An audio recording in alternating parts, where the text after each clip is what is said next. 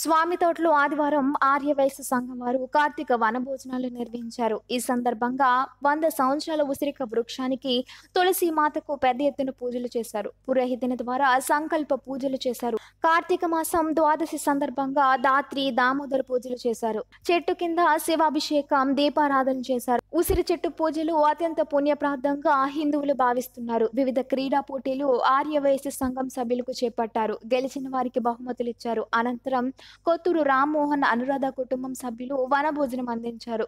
నూతనంగా ఏర్పాటైన ఆర్యవైశ్య యువజన సంఘం వారు ఆర్యవైశ్య సంఘం పాలక మండలి వారిని సత్కరించారు. 2 గంటలు కానీ ఉండాలా, దానికి తగ్గట్టుగా ఫోటోలు తీసుకోవాలా, దానికి తగ్గట్టుగా వీడియోలు తీసుకోవాలా, ఇంటికి పోవాలా. నెట్టు తగ్గలేకపోతే ఎదురింట్లోనో పక్కింట్లోనో లేకుంటే ఊరు బయటకు పోయి కూర్చోవాలా.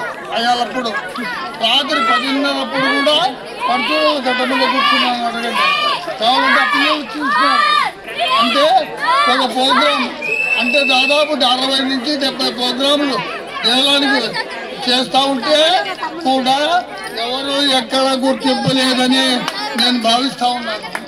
ఎందుకంటే 6 గంటలు కాదు, నేనేమే 2 గంటలు కాదు, 6-7 గంటలు 60-70 ప్రోగ్రాములు దేవాలయానికి చేసి వాడు ఎవడన్నా నీ దగ్గర వచ్చి అయ్యా నేను 12 దినాలు నీ దేవాలయాన్ని వేస్తాను కదా, నాకు ఒక సంవత్సరం చందా కట్టాలని వచ్చినాడు ఒక విలేకరి.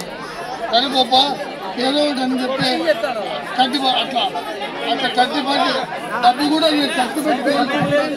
కాబట్టి దయచేసి నేను చేసే అదొక్కటే ఉంది కాబట్టి అదొక్క పని, వేరే పనులు లేదు. నేను ఇక ముందు